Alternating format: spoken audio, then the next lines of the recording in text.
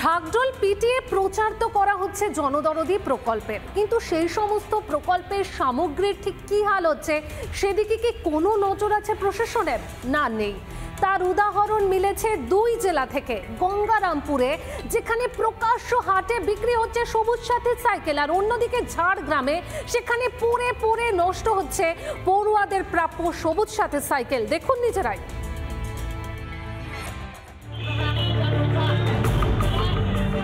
হাটে সবুজ সাথীর সাইকেলের পসরা সাজিয়ে বসেছেন এক ব্যক্তি, ভিড় জমিয়েছেন বহু ক্রেতা, চলছে দর কষাকষি।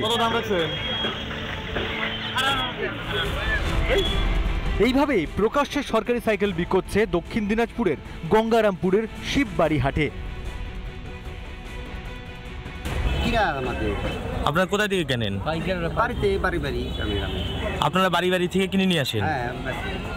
আচ্ছা, নিয়ে এসে হাটে বিক্রি করেন? অনেকে আনতেছে, সেজন্য আপনিও নিয়েছেন, তাই তো? বিষয়টি খতিয়ে দেখার আশ্বাস জেলা পরিষদের। অবশ্যই এটা আমি প্রশাসনকে বলবো যে খোঁজ নিয়ে দেখতে, সরকারি গোডাউন থেকে সেখানে গিয়ে বিক্রি হচ্ছে সেরকম তো হতে পারে না। এটা পেয়ে যদি বিক্রির পথ বেছে নেন তাহলে সেটা একদমই ঠিক নয়। এবার ঝাড়গ্রামের ছবিটা দেখুন। কৃষক বাজারে থরে থরে সাজানো সবুজ সাথীর সাইকেল। এই সাইকেলের যে ঝুড়ি রয়েছে সেই ঝুড়িতে দেখা যাচ্ছে যে এইভাবে প্রত্যেকটা জায়গাতে এইভাবে পাতা পড়ে রয়েছে। দেখা যাচ্ছে এই যে এই সাইকেলের যে কেরিয়ার রয়েছে তাতেও দেখা যাচ্ছে কেরিয়ার কোনোভাবেই খোলা যাচ্ছে না, কেরিয়ারে মোর্চা পড়েছে, এমনকি যে প্যাটেল রয়েছে সেই প্যাটেলও ঘোরানো যাচ্ছে। জঞ্জালের মধ্যে পড়ে রয়েছে সাইকেলগুলো। এবারে সাইকেলগুলো যখন দেওয়া হয়, এই জায়গাগুলো যেভাবে আবর্জনায় পড়ে আছে, যে স্টুডেন্টরা এখানে নিতে আসবে তাদেরও একটু রিস্ক আছে, যে খুব পুরনো বিষধর সাপ রয়েছে এখানে। কোনো সাইকেল মাটিতে পড়ে গড়াগড়ি খাচ্ছে, কোনোটা আবার জং ধরে নষ্ট হওয়ার জোগাড়। কেন সরকারি সম্পত্তির এই দশা? এই নিম্নমানের সাইকেল আজকে ছাত্রছাত্রীদের দিয়ে তৃণমূল সরকার একটা নাম কেনার চেষ্টা করছে এবং ভোটের রাজনীতি করছে। রেজিস্ট্রেশন হয়েছে, যারা পায়নি তাদেরকে যদি সেই সাইকেলগুলো মুহৈয়া করা যায় তাহলে আমরা অবশ্যই সেটা চেষ্টা করব। পড়ুয়াদের জন্য মমতা বন্দ্যোপাধ্যায়ের স্বাদের সবুজ সাথী প্রকল্প, আর সরকারি কোষাগারের টাকায় কেনা সেই প্রকল্পের সাইকেল নয় ছয়ে প্রশাসনের কেন নজর নেই? রিপন ভৌমিক ও রবীন্দ্রনাথ মাইতির রিপোর্ট, রিপাবলিক বাংলা।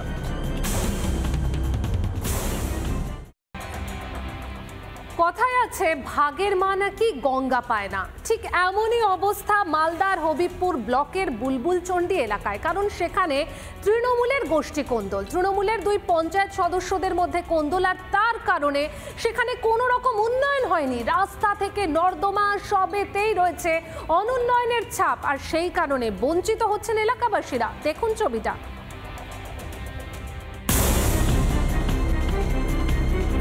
তৃণমূলের দুই গোষ্ঠীর কোন্দল, আর তার জেরেই লাঠে উঠেছে পরিষেবা, থমকে উন্নয়ন।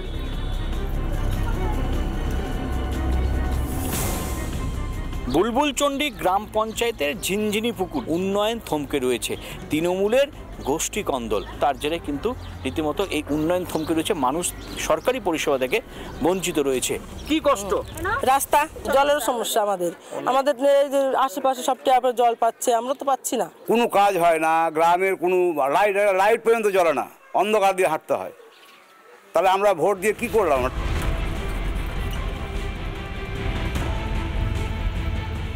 বুলবুলচন্ডী গ্রাম পঞ্চায়েতের এই ঝিনঝিনি পুকুর এলাকাতেও সেই ছবি দেখা যাচ্ছে। রাস্তা এখানে একদম কাজ হয়নি। এই পঞ্চায়েতের যারা জনপ্রতিনিধি তারা বলছে কাজ করতে পারছে না, এলাকাতে সেইভাবে তারা টাকা পাচ্ছে না। প্রত্যেক জায়গায় উন্নয়ন, আমাদের বুলবুলচন্ডীতে কোনো উন্নয়ন নাই। কেন? নিজের লোককে টেন্ডার পাইয়ে দেওয়ার জন্য বারবার টেন্ডার ক্যান্সেল করা হচ্ছে। কারা করছে? আপনাদের দলের? আমাদেরই দলের পীযূষ মণ্ডল। বারবার প্রধানকে আমি বলছি, আমাদের কথায় কোনো পাত্তাই দিচ্ছে না। আমাদের যে কয়েকজন মেম্বার আছে তাদের কথায় কোনো পাত্তাই দিচ্ছে না। এই সব পরিচালনা করছে পীযূষ মণ্ডল, উনিও টিএমসি দলেই করেন।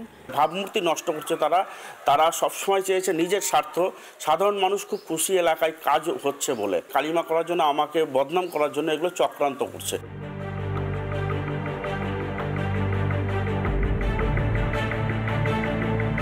কবে এই কাজ হবে সেটাই কিন্তু এখন প্রশ্নের মুখে। মালদা থেকে দীপঙ্কর গোস্বামী, রিপাবলিক বাংলা। নানা ধরনের কন্টেন্ট দেখার জন্য লাইক করুন, শেয়ার করুন আমাদের ফেসবুক পেজ, সাবস্ক্রাইব করুন আমাদের ইউটিউব চ্যানেল।